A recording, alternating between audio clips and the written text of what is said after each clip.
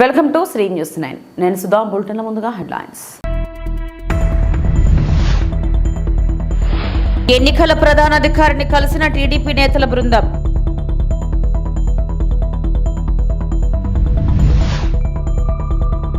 ఆంధ్రప్రదేశ్కు మరోసారి వాతావరణ శాఖ రెయిన్ అలర్ట్.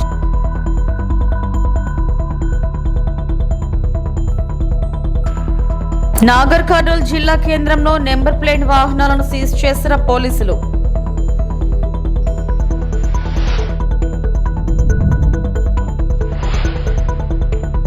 ఏపీ ఎన్నికల ప్రధాన అధికారిని టీడీపీ నేతల బృందం కలిసింది. సచివాలయంలో రాష్ట్ర ఎన్నికల ప్రధాన అధికారి ముఖేష్ కుమార్ మీనా, టీడీపీ ఎంపీ అభ్యర్థి లావు కృష్ణదేవరాయలు, టీడీపీ నేతలు దారు నాయక్, ఏఎస్ రామకృష్ణ చిట్టుబాబులతో కలిసి వినతి పత్రం అందజేశారు. రాష్ట్రంలో ఫామ్ 10 పోస్టల్ బ్యాలెట్ కోసం ఎన్ని లక్షల మంది దరఖాస్తు చేసుకున్నారు, ఎంతమంది ఉపయోగించారు, మరిన్ని వివరాలను తెలియజేయాలని సీఈఓను అభ్యర్థించారు.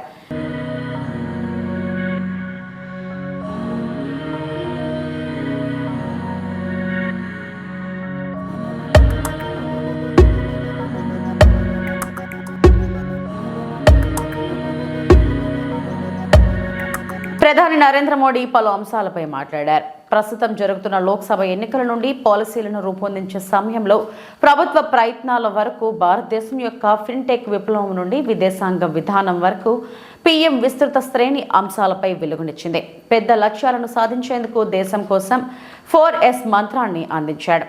పరిధి చాలా పెద్దదిగా ఉండాలి, అది భాగాలుగా ఉండకూడదు.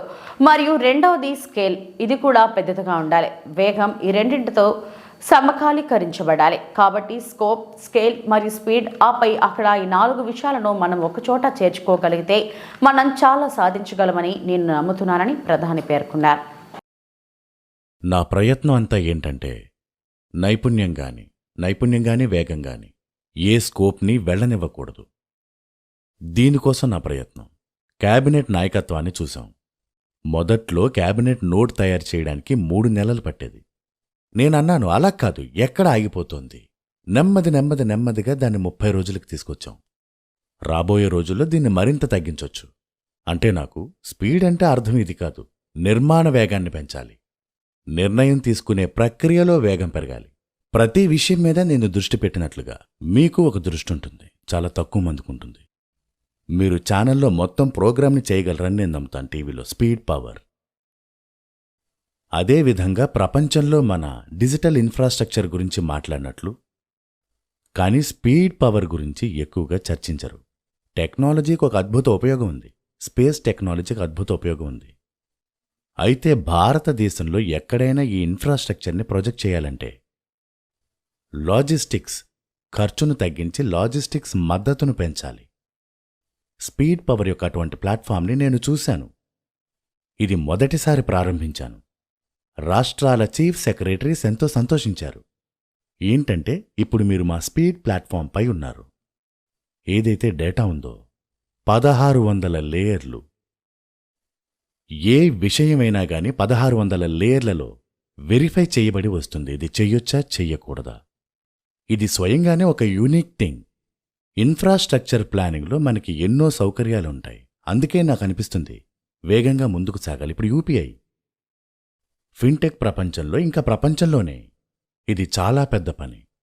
ఇక నేను దీన్ని డెవలప్ చేసినప్పుడు ఇన్ఫ్రాస్ట్రక్చర్ని బలపరచడానికి కనీసం సుమారుగా 10 కన్నా ఎక్కువ 11-12 లక్షల కోట్లు, మొదట్లో అయితే 1,52 లక్షల కోట్ల రూపాయల మీద ఉండేది. అంత పెద్ద విషయం. ఓట్ల లెక్కింపు ముగిసిన వరకు పరవడ సబ్ డివిజన్ పరిధిలో ఎటువంటి ఉత్సవాలు, ఊరేగింపులు, పండుగలు, మందుగుండు సామాగ్రి కాల్చడం, సభలు, సమావేశాలు నిషేధమని డీఎస్పీ కెవి సత్యనారాయణ తెలిపారు. అనకాపల్లి జిల్లా సబ్బవరం పోలీస్ స్టేషన్లో స్థానిక సీఐ పిన్నెంటి రమణతో కలిసి సోమవారం రాత్రి పాత్రికేయుల సమావేశం నిర్వహించారు. బెట్టింగులు కాయడం, కవ్వింపు చర్యలపై కఠిన చర్యలు తీసుకుంటామని హెచ్చరించారు. ఎలమెంచలి కాన్స్టిట్యున్సీ, అదేవిధంగా పెందుర్తి కాన్స్టిట్యున్సీలో ఉన్నటువంటి పరవాడ సబ్ డివిజన్లో ఉన్నటువంటి సబ్బవరం, పరవాడ పిఎస్ లిమిట్స్లో 1-2 చిన్న సంఘటనలు తప్ప మొత్తం మీద అంతా ప్రశాంతంగా జరిగినాయి. అయితే మీ అందరూ గమనిస్తున్నారు, రాష్ట్రంలో ఇతర ప్రాంతాల్లో జరుగుతున్నటువంటి ఆఫ్టర్ ఎలక్షన్ రోజున కానీ, తర్వాత ఎలక్షన్ రోజున కానీ జరిగినటువంటి సంఘటనల దృష్ట్యా మా పై అధికారుల ఆదేశాల ప్రకారము అనకాపల్లి జిల్లా ఎస్పీ కేవీ మురళి గారు, అదేవిధంగా మన వైజాగ్ రేంజ్ డిఐజీ విశాల్ గున్ని గారు ఆదేశాల ప్రకారము అన్ని పోలీస్ స్టేషన్లోనూ కూడా ముందు జాగ్రత్తల చర్యలుగా ఎక్కడ ఏ విధమైనటువంటి గొడవలు జరగకుండా ఉండటం కోసం మేము ముందంతస్తుగా బందోబస్తులు అయ్యి ఏర్పాటు చేసుకోవడం జరిగింది. ప్రజలందరికీ కూడా ఒక ముఖ్య విజ్ఞప్తి, మరి కౌంటింగ్ అయ్యే వరకు కూడా ఎలక్షన్ కోడ్ అమల్లో ఉంటుంది కాబట్టి ఎవరు ఊరేగింపులు కానీ ప్రొటెస్ట్ ప్రోగ్రాంలు కానీ నెగ్గేమనేటటువంటి సంబరాలు కానీ ఓడిపోయినటువంటి బాధతో ఇతరుల మీద కవింపు చర్యలు కానీ చేయకుండా అంతా ప్రశాంత వాతావరణంతో ఉండాలని ఎలక్షన్ కోడ్ ఉంది కాబట్టి ఆర్ఓ గారి పర్మిషన్ లేకుండా ఏ విధమైనటువంటి ఊరేగింపులు కూడా చేయకూడదు. అదేవిధంగా మేము అన్ని గ్రామాల్లోనూ కూడా ప్రజలు సామరస్యంతో ఉండమని మైకుల ద్వారా కూడా అందరికీ కూడా అవేర్నెస్ క్రియేట్ చేస్తున్నాము. ఈ సందర్భంగా ఎక్కడైనా ఉత్సవాల్లో కూడా ఏదన్నా చిన్న చిన్న స్టేజ్ ప్రోగ్రాంలు అక్కడ కూడా డీజే పెట్టుకున్నప్పుడు ఏదైనా అశ్లీల నృత్యాలు కానీ ఇట్లాంటివి జరిగే క్రమంలో ఏదైనా ఆల్టరేషన్ వచ్చినప్పుడు అది పొలిటికల్గా టర్న్ అవడానికి అవకాశం ఉంటుంది కాబట్టి ఎలక్షన్ కోడ్ వెళ్ళే వరకు కూడా గ్రామాల్లో జాతరలో ఏ విధమైనటువంటి డీజేలు పెట్టి స్టేజ్ ప్రోగ్రాంలు కూడా బ్యాన్ చేయడం జరిగింది. అక్కడ వాళ్ళందరికీ కూడా చెప్పడం జరిగింది, వాళ్ళకి ఆటంకం ఉండదు, పూజా కార్యక్రమాలన్నీ కూడా చేసుకోవచ్చు.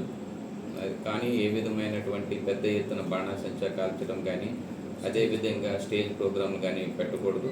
అన్నీ కూడా లీగల్ కానీ ఇల్లీగల్ కానీ అన్నీ కూడా చెక్ చేసాం. సబ్ డివిజన్లో 3 లైసెన్స్ షాపులు సబ్బవరంలో ఉన్నాయి. ఈ మూడిట్లు కూడా చెక్ చేయడం జరిగింది. కూడా అనాథరైజ్డ్గా ఈ బాణాసంచాన్ని తయారు చేసి వాటి వల్ల కూడా ఒక్కొక్కసారి ల్యాండ్ ఆర్డర్ ప్రాబ్లం రావడానికి అవకాశం ఉంటుంది.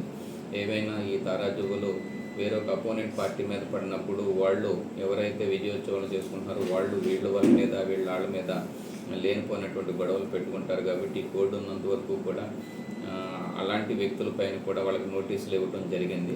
పెట్రోల్ బంకుల్లో కూడా లూజ్ పెట్రోల్ ఓపెన్గా అమ్మొద్దని, కేవలం వాహనాల్లో మాత్రమే పోయించమని వాళ్ళందరికీ కూడా నోటీసులు ఇవ్వడం జరిగింది. ఆల్ పెట్రోల్ బంక్ ఓనర్స్ కూడా ఎవరు కూడా లూజ్గా సీసాల్లో కానీ డబ్బాల్లో కానీ లూజ్ పెట్రోల్ పోయకూడదండి.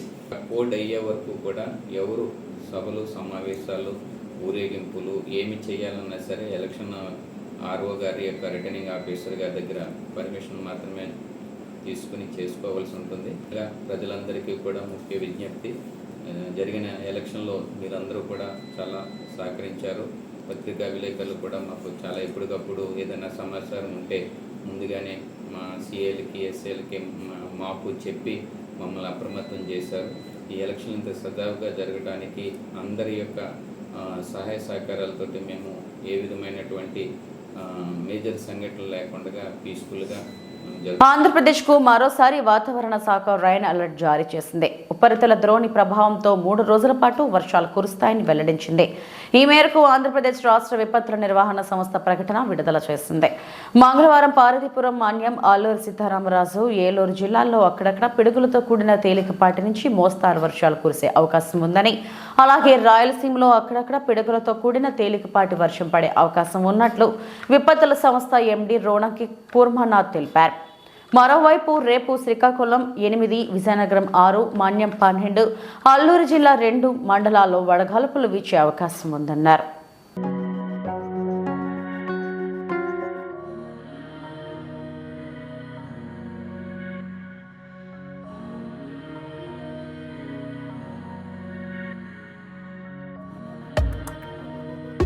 మాజీ ప్రధానమంత్రి స్వర్గీయ రాజీవ్ గాంధీ ఆశయ సాధన కోసం నేటి యువకులు నిరంతరం కృషి చేయవలసిన అవసరం ఎంతైనా ఉందని అనకాపల్లి జిల్లా కాంగ్రెస్ పార్టీ ఉపాధ్యక్షుడు విన్నకోట రాము యువతకు పిలుపునిచ్చారు. పెందుర్తి మండలం చిన్నముష్టివాడ ఉడా కాలనీకి వెళ్లే మార్గంలో ఉన్న కాంగ్రెస్ పార్టీ కార్యాలయంలో విన్నకోట రాము ఆధ్వర్యంలో రాజీవ్ గాంధీ వర్ధంతి కార్యక్రమం ఘనంగా కాంగ్రెస్ పార్టీ శ్రేణులతో కలిసి నిర్వహించారు. ఈ సందర్భంగా విన్నకోట రాము మాట్లాడుతూ ప్రజా సంక్షేమానికి నిరంతరం కృషి చేసిన ఘనత ఒక్క రాజీవ్ గాంధీకి దక్కిందని కొనియాడారు. భారతదేశ అభివృద్ధికి రాజీవ్ గాంధీ ఎన్నో ప్రణాళికలు రూపకల్పన చేసి అమలు చేశారన్నారు. వాటి ఫలితాలు నేటి యువకులు ప్రజలు ఎంతగానో ఆస్వాదిస్తున్నారన్నారు. ఈ కార్యక్రమంలో కాంగ్రెస్ పార్టీ సీనియర్ నాయకులు అడారి రమేష్ నాయుడు, పెందుర్తి మండల కాంగ్రెస్ పార్టీ అధ్యక్షుడు ముఖా రాము నాయుడు, కాంగ్రెస్ పార్టీ నాయకులు ఆర్ఆర్ నాయుడు, బి రాంబాబు, విశ్వనాథరావు, ప్రసాదరావు, మల్లేశ్వరరావు, వెంకట్రావు, గోవిందరావు, మరికొంతమంది కాంగ్రెస్ పార్టీ నాయకులు, కార్యకర్తలు పాల్గొన్నారు. అయిపోయింది.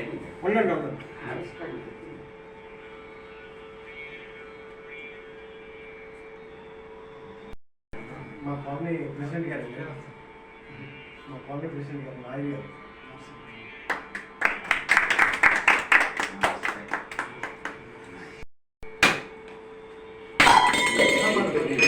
అయిపోయింది, పర్వాలేదు. ఓకే కింద కొడు పర్పస్ చేసి బాబు. ఒక ఫోటో తీరా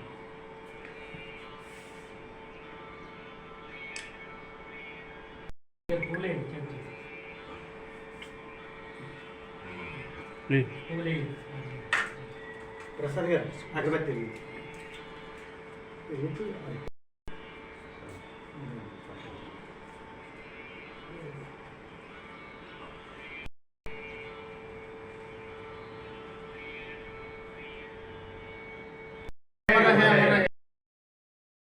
నా పేరు ఎన్నకొట్టరాము, అనకాపల్లి జిల్లా వైస్ ప్రెసిడెంట్ని.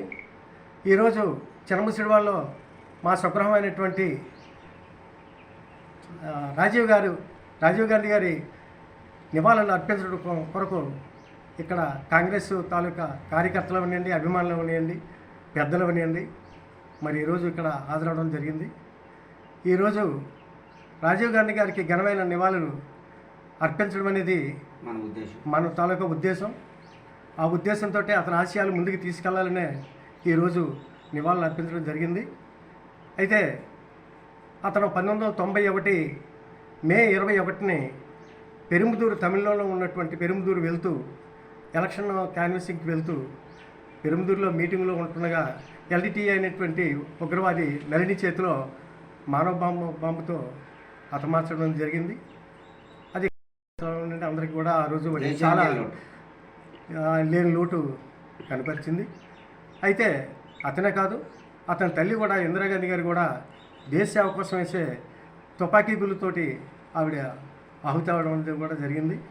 మరి ఆ పదంలో మనం చూసినట్టయితే తల్లి అవనియండి, కొడుకు అవనియండి, దేశం కోసం ప్రాణాలు అర్పించడం అనేది చాలా గొప్ప విశేషం. అటువంటి మహనీయులకి ఈరోజు ఘనమైన నివాళులు అర్పించి వాళ్ళ ఆశయాలను, ఉద్దేశాలను తీసుకెళ్తే నిజంగా మనం ధన్యులు అవుతాము.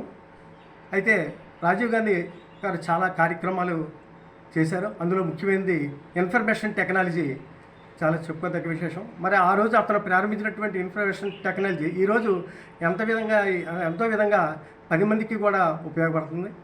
అలాగే పేదల కోసం, అభ్యున్నతి కోసం అతను పాటుపడ్డారు. అలాగే అతను తన చివరి ఊపిరి ఉన్నంత వరకు కూడా.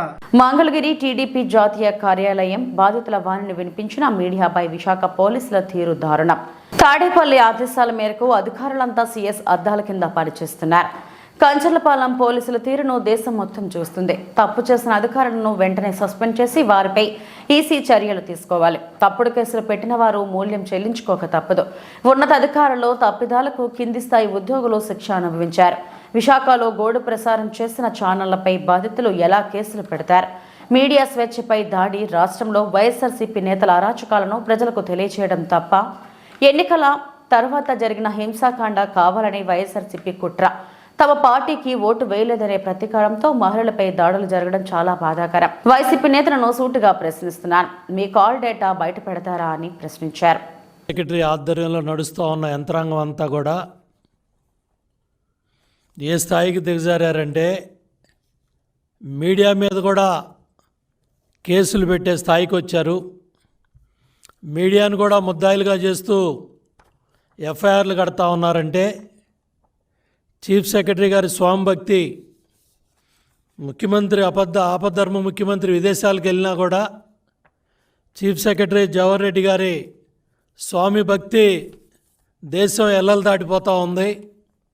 మరి లండన్లో ఉన్న ముఖ్యమంత్రి సంతోషపడాలని మీరు ఎఫ్ఐఆర్లు కడుతున్నారో తెలియట్లేదు. అధికార పక్షంతో అంటగాగిన పోలీసులు ఇప్పటికైనా కళ్ళు తెరవాలి. విశాఖపట్నంలో బాధితులు గోడు చెప్పుకున్నారు. ఎన్నికల అనంతరం జరిగిన హింసది. చాలా స్పష్టంగా డబ్బులు తీసుకోలేదని, ఓటేయలేదని కక్షతో 3 మహిళల మీద దాడి చేసిన సంఘటన వాళ్ళే స్వయంగా రికార్డ్ చేసి బయట ప్రపంచానికి తెలియజేశారు. దాని మీద డీసీపీ ప్రెస్ మీట్ని కూడా మీడియా చూపించింది. తర్వాత విష్ణుకుమార్ రాజు గారు ప్రెస్ మీట్ పెట్టి అక్కడ కూటమి అభ్యర్థి ఆయన ప్రెస్ మీట్ని లైవ్లో చూపించినందుకు A1 ఈటీవీ పర్సనల్స్ ముద్దాయిలు, A1, A2 ABN పర్సనల్స్ ముద్దాయిలు, A3 కూటమి అభ్యర్థి విష్ణుకుమార్ రాజు, A4 అదర్స్. అంటే ఇక పెండారా బాక్స్ ఓపెన్ చేశారు. అక్కడ విలేకరులు, ఈనాడు పత్రిక, ఆంధ్రజ్యోతి పత్రిక, ఇక TV5 అన్నీ వచ్చేస్తాయి. అంటే ఎటుపోతా ఉంది? మీరు మీడియా మీద దాడి చేస్తూ మీడియా స్వేచ్ఛ మీద దాడి చేస్తూ బాధితులకు గొంతు వినిపించకూడదా? అది నేరమా? అన్యాయాన్ని వివరిస్తే వర్గాల మధ్య శత్రుత్వం పెంచటమా? తిరుపతిలోని శ్రీ గోవిందరాజస్వామి నారి బ్రహ్మోత్సవాల్లో 6వ రోజున మంగళవారం ఉదయం గోవిందరాజస్వామి వారు హనుమంతు వాహనంపై భక్తులకు అభయమిచ్చారు. ఉదయం 7 గంటల నుండి 9 గంటల వరకు స్వామివారు 4 మాడ వీధుల్లో విహరించి భక్తులకు దర్శన భాగ్యం కల్పించారు. భక్తజన బృందాల చెక్క భజనలు, కోలాటాలు, కేరళ కళాకారుల డ్రమ్స్, మంగళ వాయిద్యాల నడుమ పల్లకి ఉత్సవం సాగింది. భక్తులు హారతులు సమర్పించి స్వామివారిని దర్శించుకున్నారు.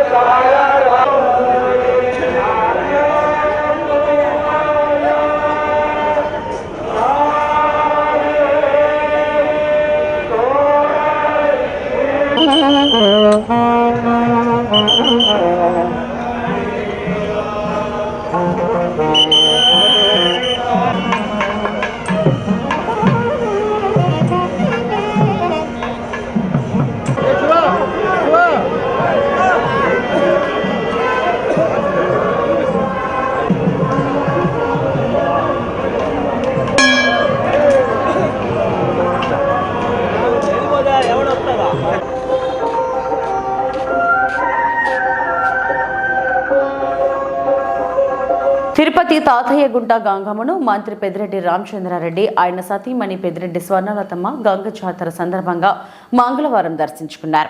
ఆలయంలో ప్రత్యేక పూజలు చేసి అర్చకులు తీర్థ ప్రసాదాలు అందించారు.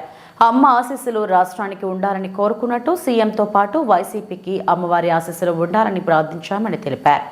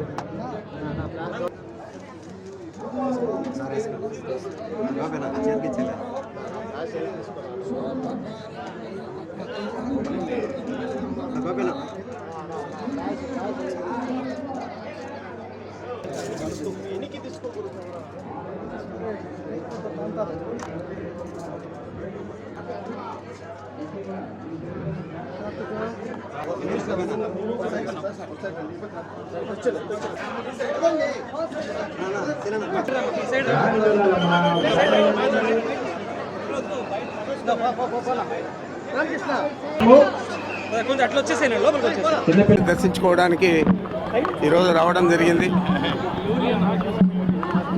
అమ్మవారు బాగా దర్శనమిచ్చారు. తప్పకుండా ఈ రాష్ట్రానికి మంచి జరిగే విధంగా అమ్మవారు చర్యలు తీసుకుంటారని చెప్పి వారి ఆశీర్వాదం ఎప్పుడు కూడా వైఎస్ఆర్ కాంగ్రెస్ పార్టీ మీద, జగన్మోహన్ రెడ్డి గారి మీద ఉండాలని చెప్పి కోరడం జరిగింది. నాగర్ కర్నూలు జిల్లా కేంద్రంలో నెంబర్ ప్లేట్ లేని వాహనాల తనిఖీలు నిర్వహించిన పోలీసులు నాగర్ కర్నూలు జిల్లా ఎస్పీ వైభవ్ గైక్వాడ్ రఘునాథ్ ఆదేశాల మేరకు నెంబర్ ప్లేట్ లేని వాహనాలను తనిఖీ చేసినట్లు ఎస్ఐ గోవర్ధన్ తెలిపారు. ఈ తనిఖీలో 35 ద్విచక్ర వాహనాలకు చలాన్లు వేసినట్లు నాగర్ కర్నూలు ఎస్ఐ గోవర్ధన్ మీడియా ద్వారా తెలిపారు. మైనర్ బాలురు వాహనాలు నడిపితే వాహనం ఇచ్చిన వాళ్లపై తల్లిదండ్రులపై చట్టపరమైన చర్యలు తీసుకుంటామని ఎస్ఐ తెలిపారు.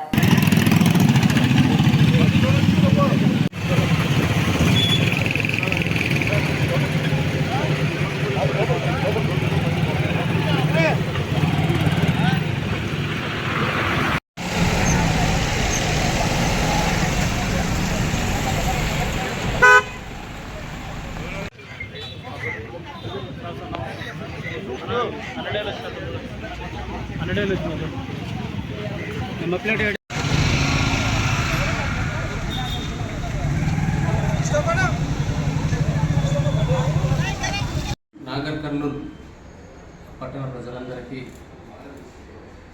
సాయంకాల శుభాభివందనాలు. గౌరవ నాగర్ కర్నూలు ఎస్పీ సారి ఆదేశాల మేరకు నాగర్ కర్నూలు పట్టణం నందు వెహికల్ చెకింగ్ చేస్తూ నెంబర్ ప్లేట్లు లేకుండా మరియు నెంబర్ ప్లేట్లు సరిలేనటువంటి వాహనాలని స్పెషల్ డ్రైవ్ ద్వారా సీజ్ చేయడం జరుగుతుంది. అందులో భాగంగా ఈరోజు 35 వాహనాలని సీజ్ చేసి వాటికి ఫైన్ ఇంపోజ్ చేయడం జరిగింది. కాబట్టి ప్రతి ఒక్కరూ కూడా వాహనాలకి నెంబర్ ప్లేట్ గవర్నమెంట్ నామ్స్ ప్రకారం ఉన్నటువంటి నెంబర్ ప్లేట్లని ఫిక్స్ చేసుకొని నాగర్ కర్నూలు పోలీస్కి సహకరించాలని కోరుకుంటున్నాను. కాబట్టి దీన్ని దృష్టిలో పెట్టుకొని ప్రతి ఒక్కరు కూడా ట్రాఫిక్ రూల్స్ని పాటిస్తూ నియమ నిబంధనలు పాటిస్తూ సరైన నెంబర్ ప్లేట్ని పెట్టుకొని నేరాలని నివారించడంలో మీ వంతు పాత్ర పోషించాలని చెప్పేసి కోరుకుంటున్నాను. ధన్యవాదాలు.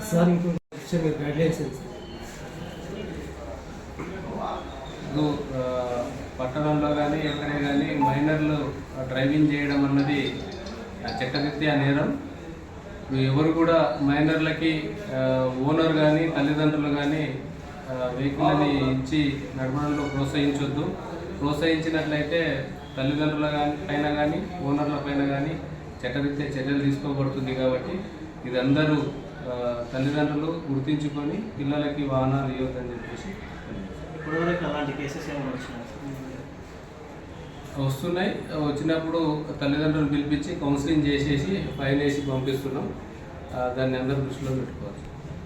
తిరుపతిలో కౌంటింగ్ సజావుగా జరిగేందుకు అన్ని రాజకీయ పార్టీలు, అభ్యర్థులు, మీడియా ప్రతినిధులు సహకరించాలని కలెక్టర్ ప్రవీణ్ కుమార్ తెలిపారు. సోమవారం ఆయన మాట్లాడుతూ కౌంటింగ్ ప్రక్రియను పారదర్శకంగా నిర్వహిస్తామన్నారు.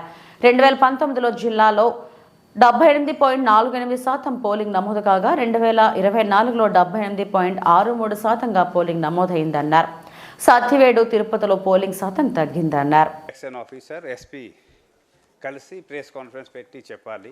ఎస్టర్డే ఈవినింగ్ ఈ స్ట్రాంగ్ రూమ్ చాలా డీటెయిల్ రివ్యూ చేయడం జరిగింది. అన్ని విధంగా ప్రోటోకాల్ అమల్లో అవుతుందా లేదా అన్నీ కూడా రివ్యూ చేసిన తర్వాత వీఆర్ ఫుల్లీ సాటిస్ఫైడ్. ఇంకా ఏదైనా ఉంటే ఇంకా ఇంప్రూవ్ చేయడానికి ఎస్పీ గారు ప్రత్యేకంగా అక్కడ చూడమని చెప్పాము. సో అది ఇంప్రూవ్మెంట్ చేయడానికి కూడా ఇంకా కంటిన్యూస్గా ప్రయత్నం చేస్తున్నాము.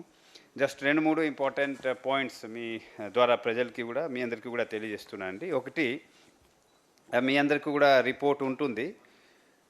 ఈసారి పోల్ పర్సంటేజ్ మన జిల్లాలో కూడా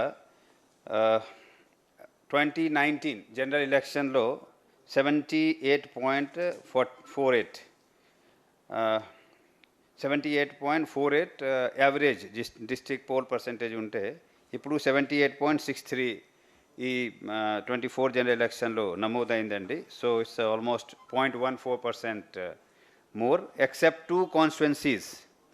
అక్కడ పోల్ పర్సంటేజ్ 2019 కన్నా తగ్గింది. ఒకటి తిరుపతి అసెంబ్లీ సెగ్మెంట్, అక్కడ 63.32% నమోదు అయింది. 2019లో 65.92% ఉండేది. సో 2.60 తిరుపతి అసెంబ్లీ కాన్స్టిట్యున్సీలో తగ్గింది. అదేవిధంగా సత్యవేడులో ఇట్ వాజ్ 86.45 ఇన్ 45 ఇన్ 2019. 86.45 ఉంటే ఇప్పుడు 85.28% అయింది. సో -1.16%. సో ఈ రెండో కాన్స్టిట్యున్సీలో పర్సంటేజ్ డిప్ అయింది మన జిల్లాలో. మిగతా అన్ని కాన్స్టిట్యున్సీలో పెరిగిందండి. వెంకటగిరిలో హైయెస్ట్ 2.32% ఇంప్రూవ్ అయింది. 2.32% ఎక్కువ అయింది. 78.56 2019లో ఉంటే ఇప్పుడు 80.86% ఉంది. ఈ వార్తలు ఇంతటితో సమాప్తం. నమస్తే.